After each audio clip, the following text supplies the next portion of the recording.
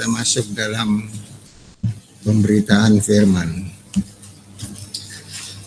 Terima kasih ya Tuhan Yesus, terima kasih ya Tuhan. Kami senantiasa menyembah Engkau sebagai Tuhan dan Juru Selamat kami. Oleh karena itu Tuhan, Engkau melawat pada saat ini kami bersatu mendengarkan firman-Mu, buka hati kami masing-masing Tuhan untuk menikmati sabda-Mu Tuhan. Supaya dalam kehidupan kami Tuhan tidak tersandung apapun Tuhan. Tapi biarlah kami melakukan apa yang Kau katakan Tuhan di dalam firman-Mu Tuhan. Supaya kehidupan kami berkenan kepada Engkau saja. Terima kasih ya Tuhan Yesus. Jadi diciptalah penolong seorang perempuan yang dikatakan dari rusuk diambilnya Tuhan dari manusia itu, manusia ciptaannya, dibangunkannya seorang perempuan, lalu dibawanya lah perempuan itu kepada manusia itu, si Adam. Ayat 24 dikatakan, sebab itu seorang laki-laki akan meninggalkan ayah dan ibunya dan bersatu dengan istrinya, sehingga keduanya menjadi satu daging. Ini mula-mula Tuhan menciptakan manusia, laki-laki dan perempuan, yang menjadi satu daging. Artinya kalau jadi satu daging tidak bisa dipisahkan. Ya. Sama juga ini manusia pertama ya. Tapi dikatakan kembali oleh Efesus 5 ayat 31.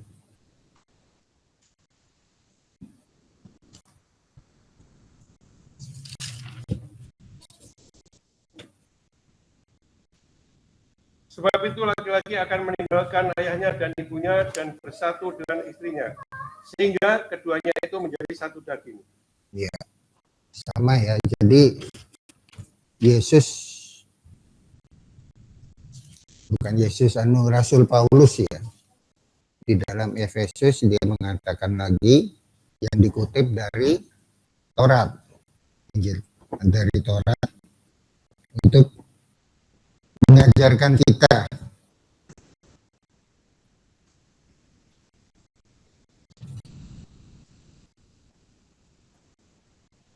bahwasanya kita hidup suami istri itu adalah satu daging, tidak bisa dipisahkan ya.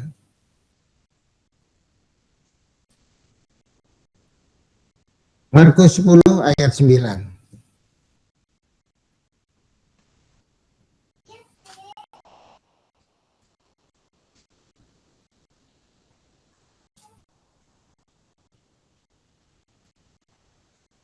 Karena itu apa yang telah dipersatukan Allah tidak boleh diceraikan manusia. Ya, karena itu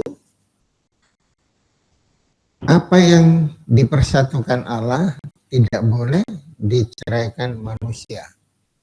Seperti Adam dan Hawa sudah menjadi satu daging, tidak boleh diceraikan oleh siapapun juga. Karena itu ada rahasianya. Ya. Rahasianya kita baca di Efesus 5 nomor 3 ayat 32 dan 33.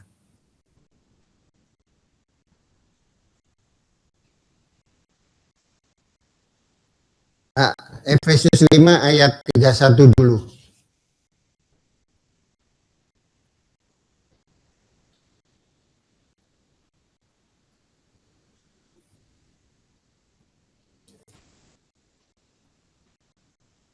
Murid-muridnya menjawab, engkau melihat bagaimana orang-orang ini berdesak-desakan denganmu, berdesak-desakan dekatmu dan engkau bertanya, siapa yang menjamah aku? Salah. Efesus 5 ayat 31. Maafkan.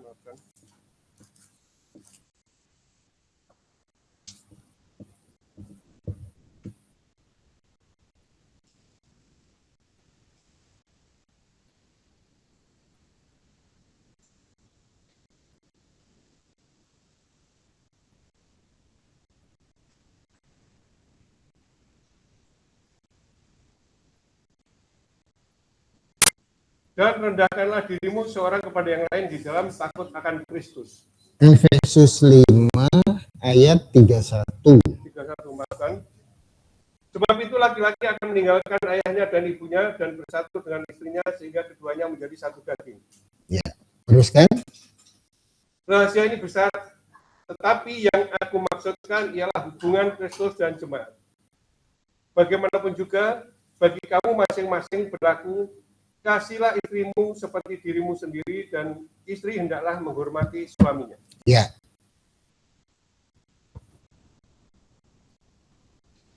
Sebab itu laki-laki akan meninggalkan ayahnya dan ibunya dan bersatu dengan istrinya, sehingga keduanya itu menjadi satu daging. Jadi kita meninggalkan ayah dan ibu itu bukan tidak peduli kepada ayah dan ibu, tetapi dalam tanggung jawab kita sebagai suami, ya itu bersatu dengan istri. Ya. Dan tanggung jawab kita terhadap masing-masing. Rahasia ini besar, tetapi yang aku maksudkan ialah hubungan Kristus dan jemaat. Jadi dalam hubungan kita dengan istri jadi satu daging, itu sebenarnya satu rahasia.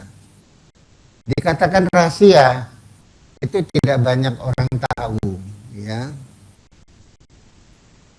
Tapi kalau kita mau membaca seutuhnya, mari kita baca Efesus 5 mulai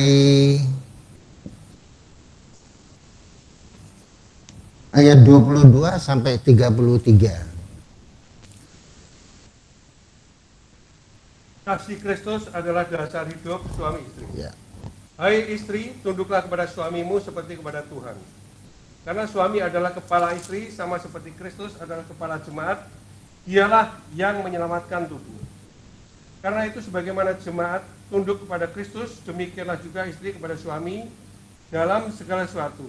Hei suami, kasihlah istrimu sebagaimana Kristus telah mengasihi jemaat dan telah menyerahkan dirinya baginya, untuk menguduskannya sesudah ia menyucikannya dengan memandikannya dengan air dan firman, supaya dengan demikian ia menempatkan jemaat di hadapan dirinya dengan cemerlang tanpa cacat atau kerut atau yang serupa itu, tetapi supaya jemaat kudus dan tidak bercela. Demikian juga suami harus mengasihi istrinya sama seperti tubuhnya sendiri. Siapa yang mengasihi istrinya, mengasihi dirinya sendiri. Sebab tidak pernah orang membenci tubuhnya sendiri, tetapi mengasuhnya dan merawatinya sama seperti Kristus terhadap jemaat. Karena kita adalah anggota tubuhnya, daging dari dagingnya, tulang dari tulangnya. Sebab itu laki-laki akan meninggalkan ayahnya dan ibunya dan bersatu dengan istrinya, sehingga keduanya itu menjadi satu daging. Rahasia ini besar, tetapi yang aku maksudkan ialah hubungan Kristus dan jemaat. Bagaimanapun juga, bagi kamu masing-masing berlaku, kasihlah istrimu seperti dirimu sendiri, dan istri hendaklah menghormati suaminya. Ya. Berita ini sebenarnya kita sudah berkali-kali mendengar dari Bapak Gembala kami dulu ya. Ya tidak salah saya mengulang-ulangi lagi. Karena ini penting dalam hidup kita sebagai jemaat, sebagai suami istri.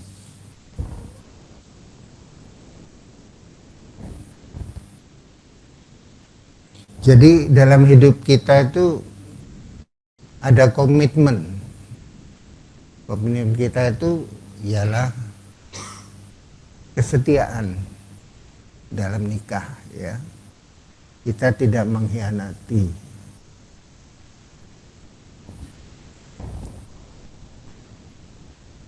pernikahan kita, ya.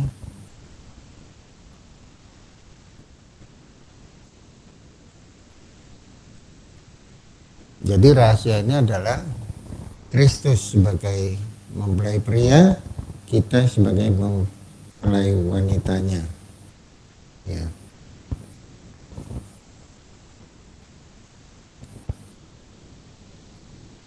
Jadi di sini disebutkan kasih Kristus adalah dasar hidup suami istri.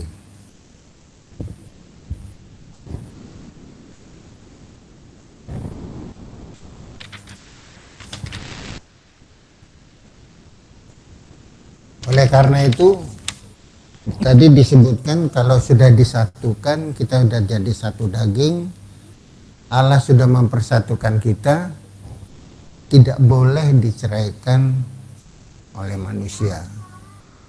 Ya, mungkin ada manusia-manusia yang sengaja mau memisahkan suami istri, itu tidak boleh, ya. Kita juga baca di Markus 10 ayat 2 sampai 12.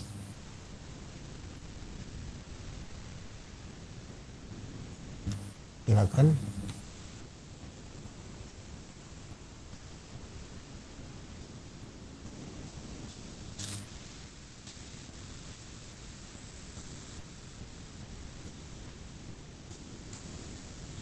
Markus 10 ayat 2 sampai 12. Maka datanglah orang-orang Farisi untuk mencobai Yesus. Mereka bertanya kepadanya, apakah seorang suami diperbolehkan menceraikan istrinya? Tapi jawabnya kepada mereka, apa perintah Musa kepada kamu? Jawab mereka, Musa memberi izin untuk menceraikannya dengan membuat surat cerai. Lalu kata Yesus kepada mereka, justru karena ketegaran hatimulah maka Musa menuliskan perintah itu untuk kamu. Sebab pada awal dunia Allah menjadikan manusia laki-laki dan perempuan. Sebab itu laki-laki akan meninggalkan ayahnya dan ibunya dan bersatu dengan istrinya, sehingga keduanya itu menjadi satu daging. Demikianlah mereka bukan lagi dua melainkan satu. Karena itu apa yang telah dipersatukan Allah tidak boleh diceraikan manusia. Ketika mereka sudah di rumah, murid-murid itu bertanya pula kepada Yesus tentang hal itu. Lalu katanya kepada mereka, barang siapa menceraikan istrinya lalu kawin dengan perempuan lain, ia hidup dalam perzinahan terhadap istrinya itu. Dan jika si istri menceraikan suaminya dan kawin dengan laki-laki lain, ia berbuat zina. Ya, ini soal perceraian. Memang pada waktu dulu, mungkin sampai sekarang juga, banyak sekali suami istri yang sebenarnya ini orang Kristen juga, yang dia tahu akan suami istri itu adalah satu daging, tidak boleh diceraikan, tapi toh mereka cerai juga, ya. Kenapa? Ya, ada gereja-gereja yang lain mengatakan, ya, Musa aja memberikan surat cerai karena ketegaran hati. Ya mungkin jemaat-jemaat yang bersikeras mau bercerai, minta surat cerai. Itu zaman dulu Musa aja memberikan surat cerai. Oleh karena apa? Kalau umpama ini dalam pikiran saya, kalau you nggak kasih surat cerai, sudah saya keluar dari gerejamu atau gimana, mengancam. Mungkin itu ya. Jadi sehingga mereka mengkeraskan hati untuk memberikan surat cerai gitu ya. Tapi sebenarnya bukanlah demikian. Kita baca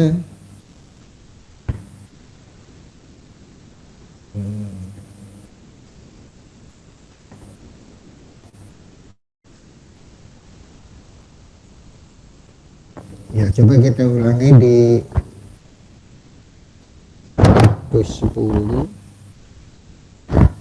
ayat 4 dan 5 ya.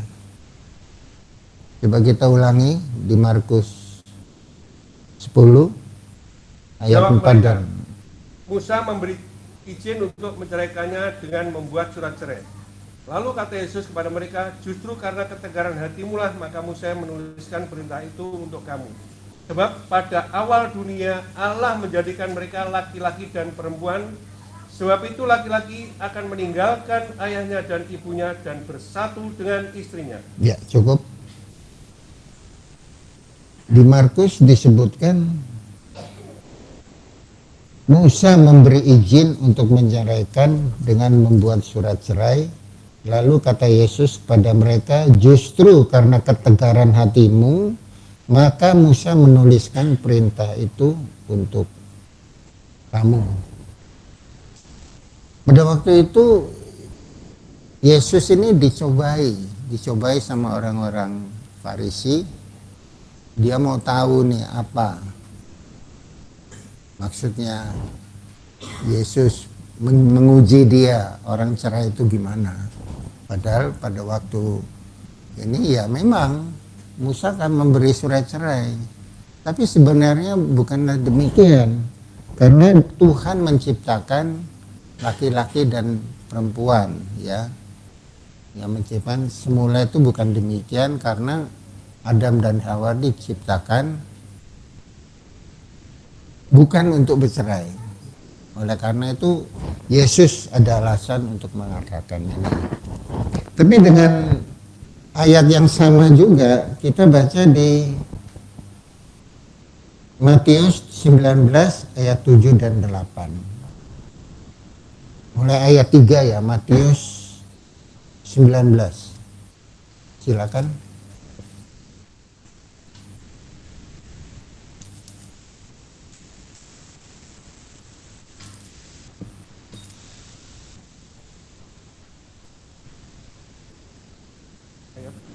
Ayat 3, Matius 19 ayat 3 mulai. Orang banyak berbondong-bondong mengikuti dia dan ia pun menyembuhkan mereka di sana.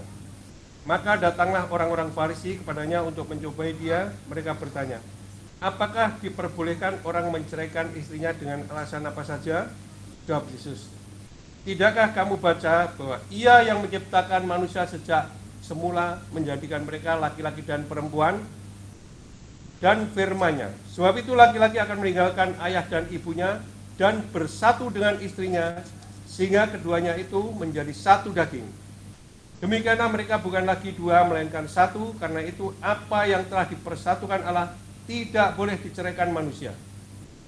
Kata mereka kepadanya, jika demikian, apakah sebabnya Musa memerintahkan untuk memberikan surat cerai jika orang menceraikan istrinya? Kata Yesus kepada mereka, karena ketegaran hatimu Musa mengizinkan kamu menceraikan istrimu. Tetapi sejak semula tidaklah demikian. Ya.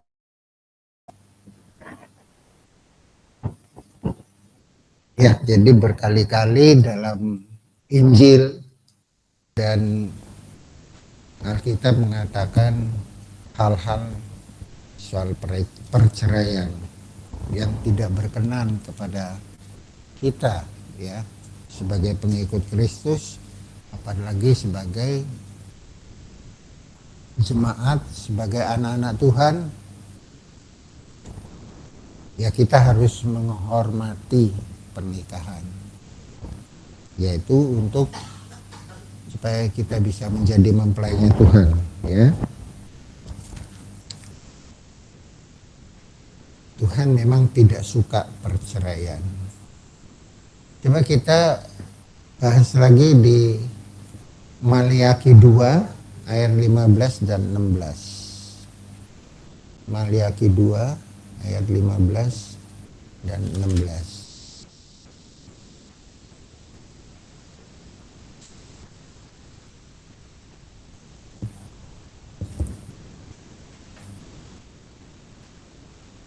Sebab aku membenci perceraian, firman Tuhan Allah Israel, juga orang yang menutupi pakaiannya dengan kekerasan, firman Tuhan semesta alam.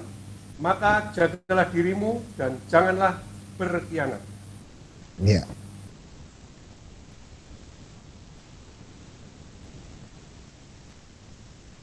Jadi jagalah dirimu dan janganlah orang tidak setia terhadap yang ayat 15 ya. Ayat 15 yang di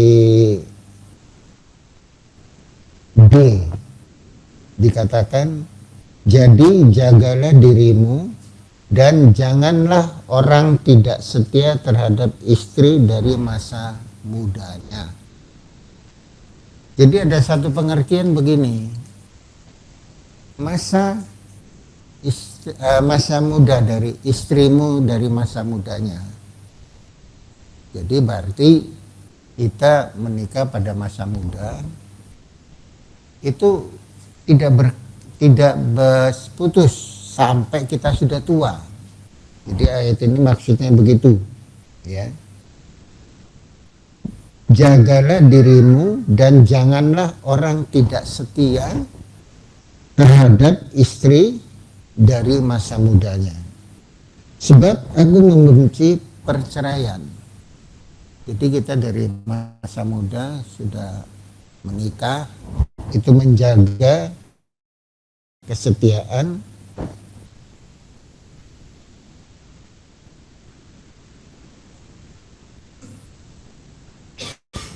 juga orang yang menutupi pakaiannya dengan kekerasan. Firman Tuhan semesta alam, maka jagalah dirimu dan janganlah berkhianat. Ya, ini pesan-pesan terakhir dari Meliaki ya, bahwa kita tidak boleh berkhianat. Jadi pernikahan kita itu harus langgeng. Kita itu satu daging, tidak boleh dipisahkan oleh manusia. Ya karena ada pihak ketiga itu ya manusia juga, tidak boleh.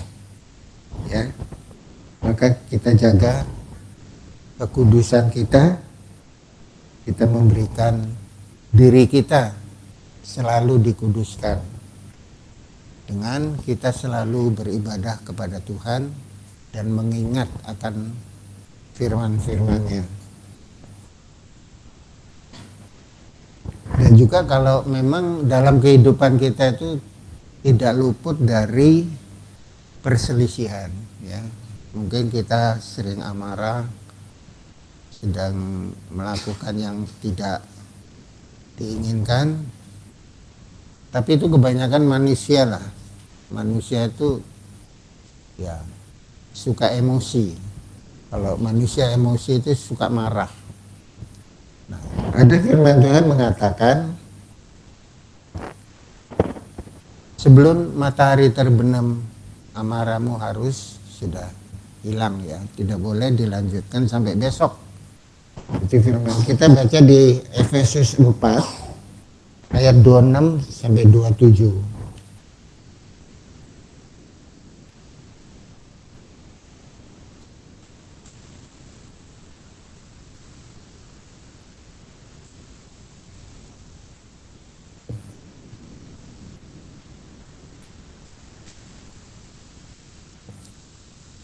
Apabila kamu menjadi marah, janganlah kamu berbuat dosa, janganlah matahari terbenam sebelum padam amarahmu, dan janganlah beri kesempatan kepada iblis. Ya.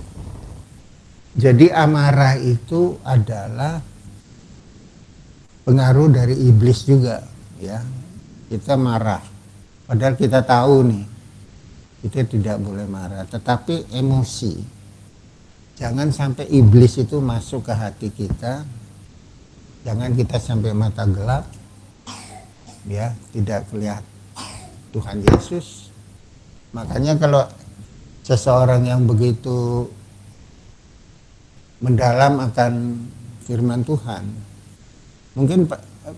mungkin seseorang itu suka latah, ya, seperti kaget apa itu, haleluya, darah Tuhan, darah Yesus, kan suka gitu, ya.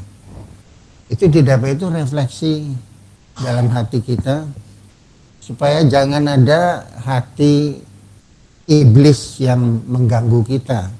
Maka kita ada refleksi untuk mengatakan hal-hal untuk mengusir, ya, dengan kata-kata demikian. Ya, sering kita dulu pernah KKR ya ke Jawa Tengah. Ada beberapa teman-teman kita lah waktu itu naik bus Bluebird ya. Di tengah jalan itu kita tersentak mobil itu rem mendadak.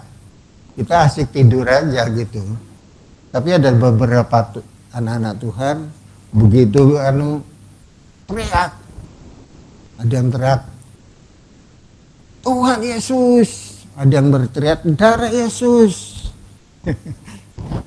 Tapi itulah refleksi kita ya, itu baik sekali saya pikir, karena di dalam diri kita ada Tuhan yang menjaga ya.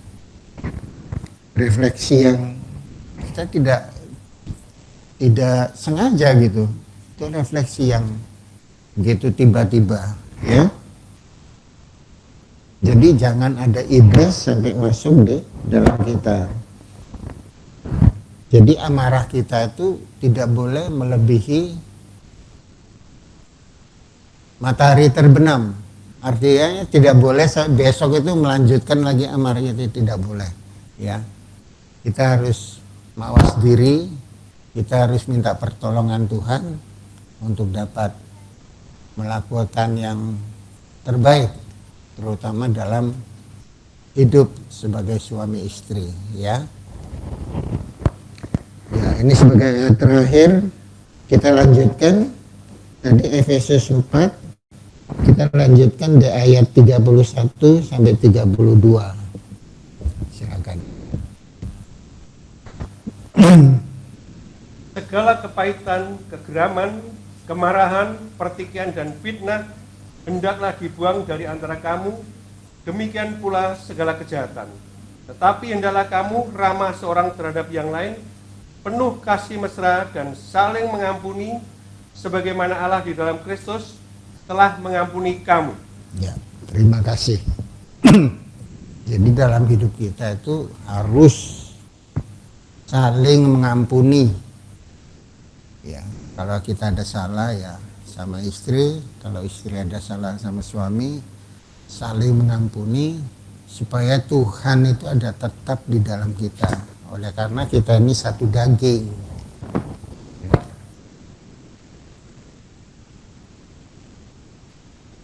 Segala kepahitan, kegeraman, kemarahan, pertikaian, dan fitnah hendaklah dibuang dari antara kamu, demikian pula segala kejahatan.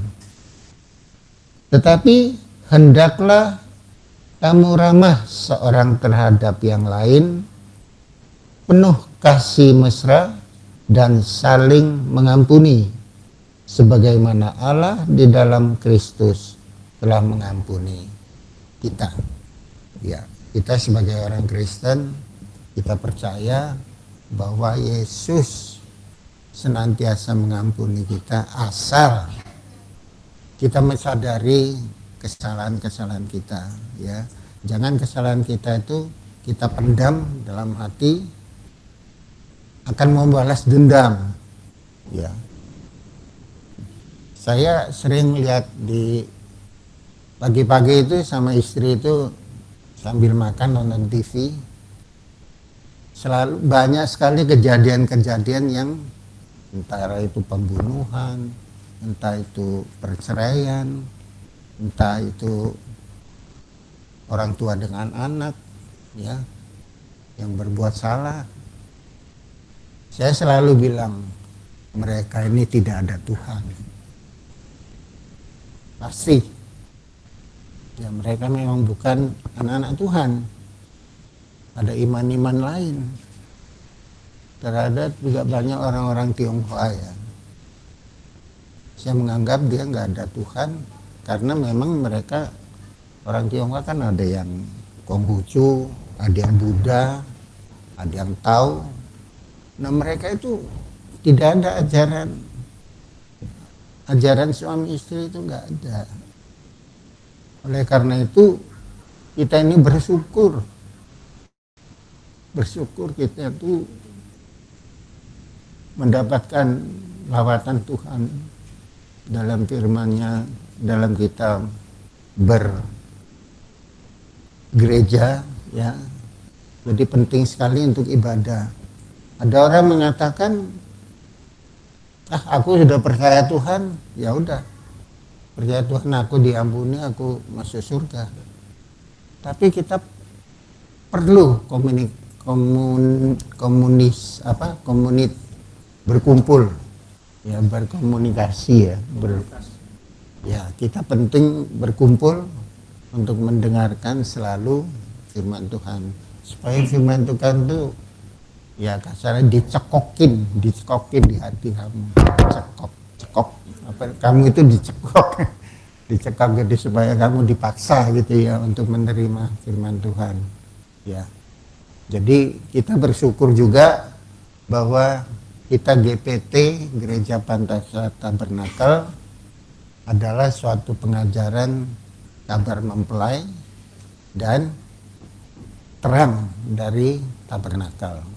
Jadi kalau kita sudah mengerti akan pengajaran tabernakel, itu kita ada tahapan. Kalau di tabernakel itu kan ada halaman, ada ruang suci, ada ruang maha suci. Nah itu tahapan. Nah kita ini sekarang ini bukan di halaman lagi, ya, kita sudah bertobat, sudah dibaptis, kita masuk dalam halaman. Di situ ada 3 alat, ya,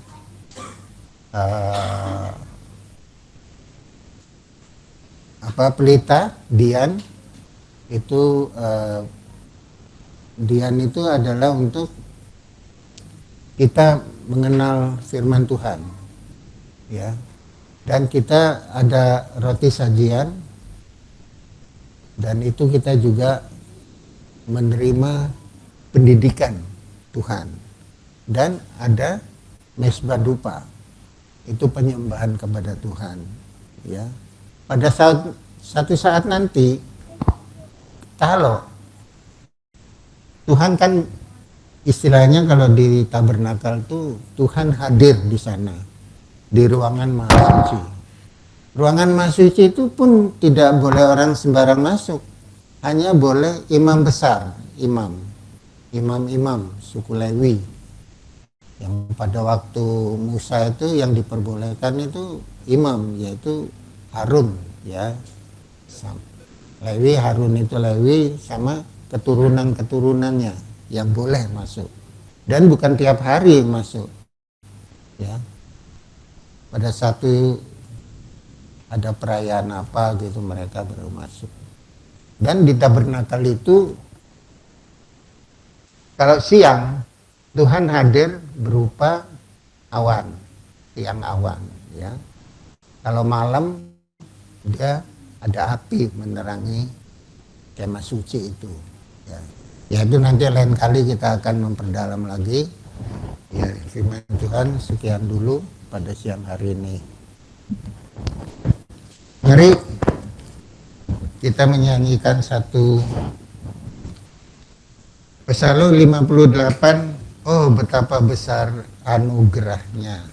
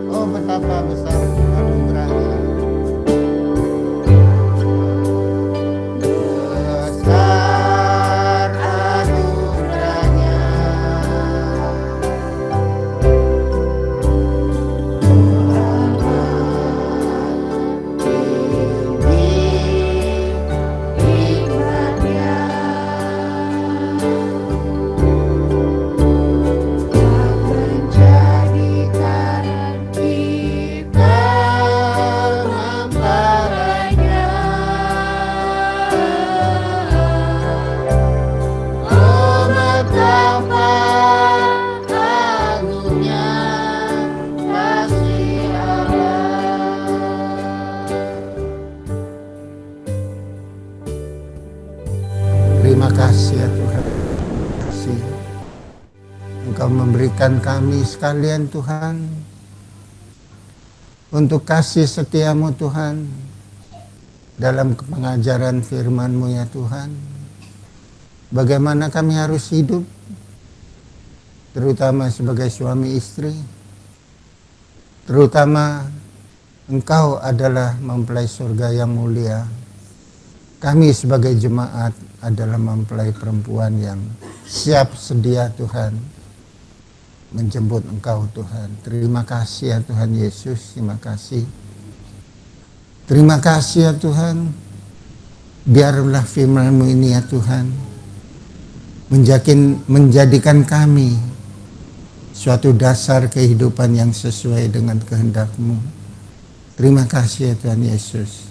Hanya di dalam nama Tuhan Yesus Kristus kami panjatkan doa kami. Haleluya. Amin. Saya mengundang pelayan-pelayan kerjaan yang suci. Kita nyanyikan Psalm 76. Cintanya Yesus amat heranlah.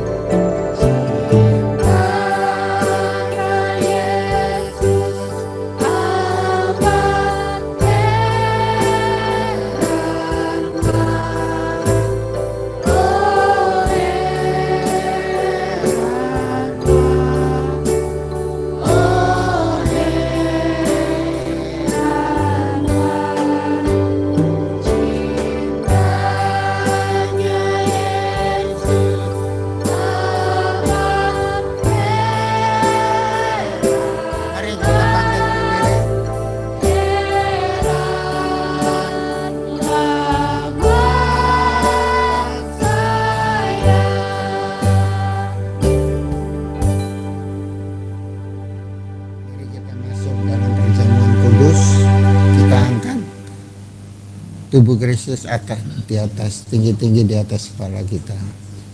Kita mendengarkan sabdanya. Sebab apa yang telah kuteruskan kepadamu telah aku terima dari Tuhan, yaitu bahwa Tuhan Yesus pada malam waktu ia diserahkan mengambil roti, dan sesudah itu ia mengucap syukur atasnya. Ia memecah-mecahkannya dan berkata, "Inilah tubuhku yang kuserahkan bagi kamu. Perbuatlah ini menjadi peringatan akan aku." Mari kita makan tubuh Tuhan dengan percaya.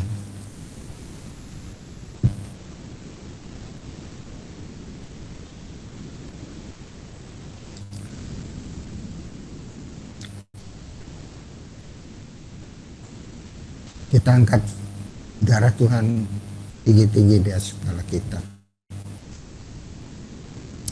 Demikianlah juga ia mengambil cawan sesudah makan, lalu berkata, cawan ini adalah perjanjian baru yang dipermeteraikan oleh darahku. Perbuatlah ini setiap kali kamu meminumnya, menjadi peringatan akan aku. Sebab setiap kali kamu makan roti ini dan minum cawan ini, kamu memberitakan kematian Tuhan sampai ia datang. Mari kita minum darah Tuhan dengan percaya.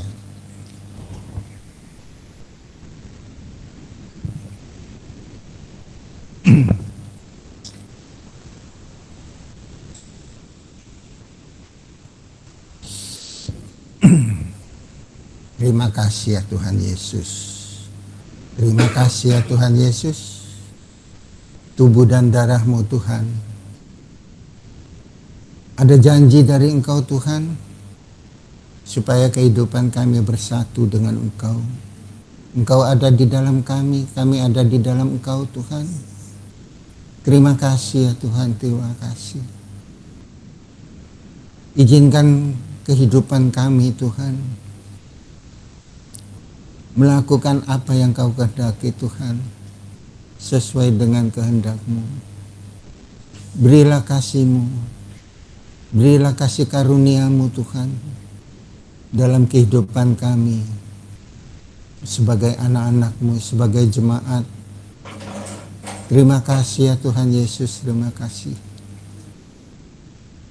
Kami serahkan seluruh kehidupan kami, pengharapan kami, hanya ke dalam tangan-Mu ya Tuhan. Memberkati kehidupan kami semua Tuhan, yang berharap kepada Engkau saja, jasmani maupun rohani Tuhan. Terima kasih ya Tuhan Yesus, terima kasih. Kami serahkan santero kehidupan kami hanya ke dalam tangan-Mu, hanya di dalam nama Tuhan Yesus Kristus kami panjatkan doa kami. Haleluya, amin. Silakan duduk. Tuhan Yesus Kristus yang kami tinggikan, kami permuliakan. Engkau mengetahui, Engkau melihat betapa umat-Mu, anak-anak-Mu ingin rindu mengasihi Engkau, melayani pekerjaan-Mu Tuhan. Apapun yang Engkau sudah percayakan, Tuhan, Engkau memakai dengan segala kelimpahan kemurahan-Mu, bahkan penyertaan-Mu Tuhan senantiasa. Terima kasih Tuhan, terima kasih. Nama-Mu diagungkan dan dipermuliakan. Terima kasih Tuhan, dan kami boleh mengucap syukur Tuhan untuk segala sesuatunya, untuk kemurahan-Mu yang melimpah-limpah senantiasa, penyertaan-Mu.